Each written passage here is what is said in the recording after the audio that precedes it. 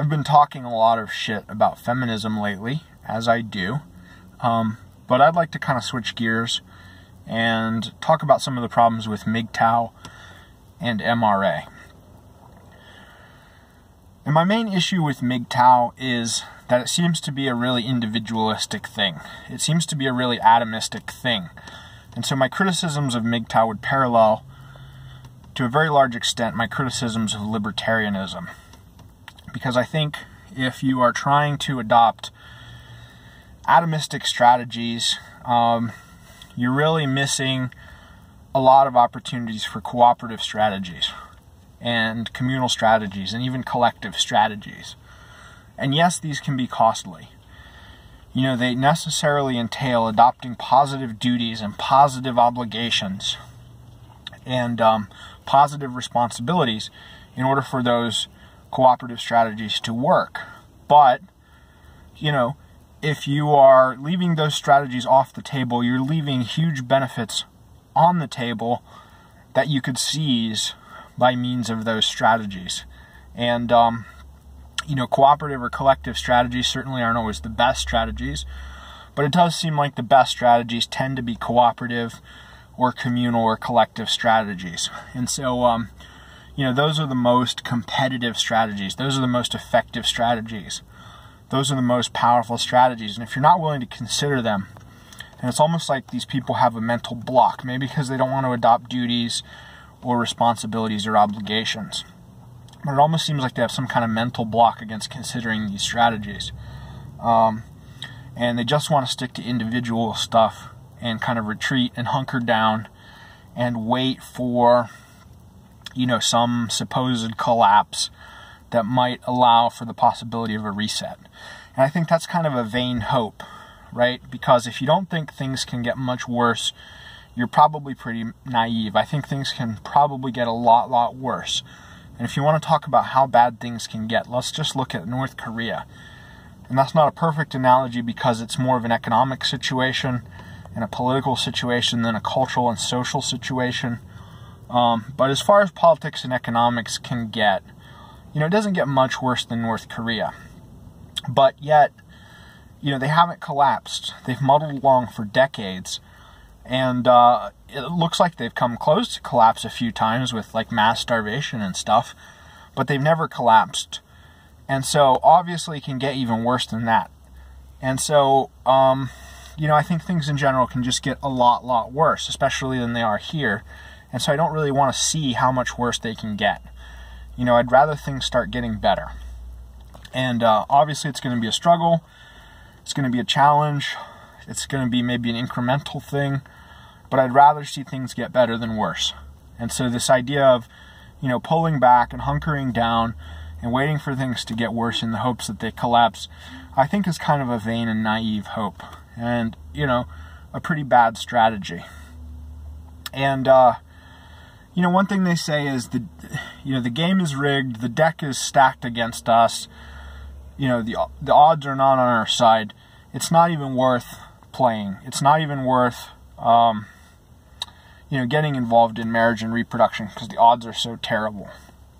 And, you know, I don't respect that point of view very much because part of being a Western man is the odds are always against you.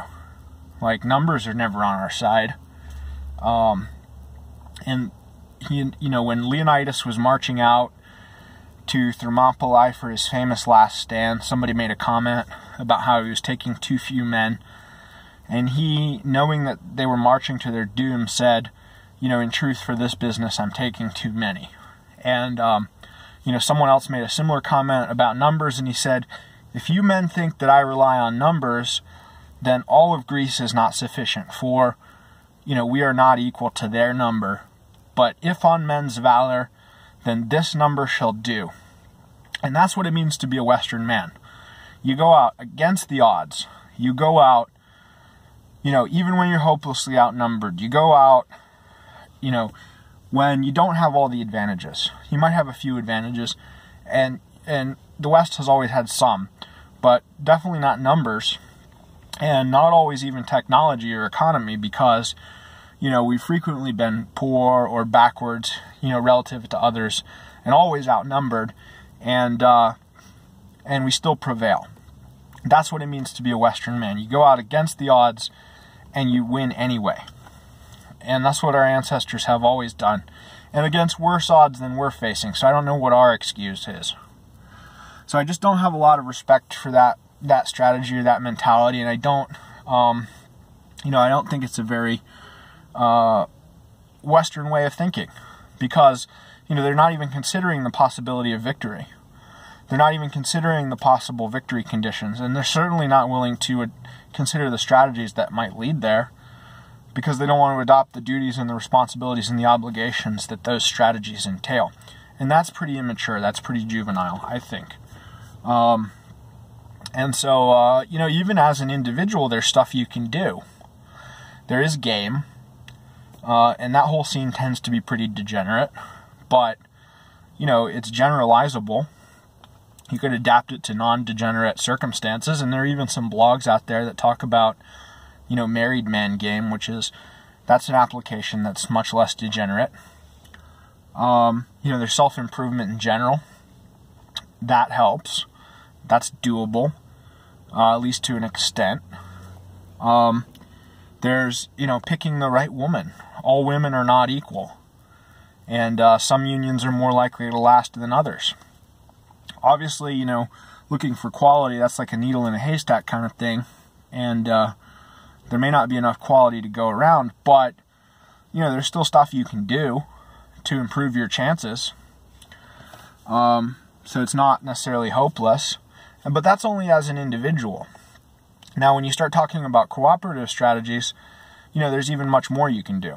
And the example I like to use is the Amish, not because they're perfect or have everything figured out, but, for all the disagreements I may have with the Amish, they probably don't have much of a problem with this divorce rape stuff. And that's because they have very strong norms that they strictly enforce within their community using ostracism. Like, if you don't follow the norms, you're out. You don't get the benefits of community membership. And that's something any community can do, or it can adopt other means of enforcing norms. And so you're not limited by the shitty norms of the prevailing culture. You can adopt better norms or stronger norms in your group, within your group, and you can outcompete other groups with inferior norms. And that's something every group can do. So, there is stuff that can be done to move things in the right direction. I don't think it's hopeless. I think the odds are pretty terrible, but that's what Western men do. You fight insurmountable odds, you surmount insurmountable obstacles, and you carry the day no matter what. That's what it means.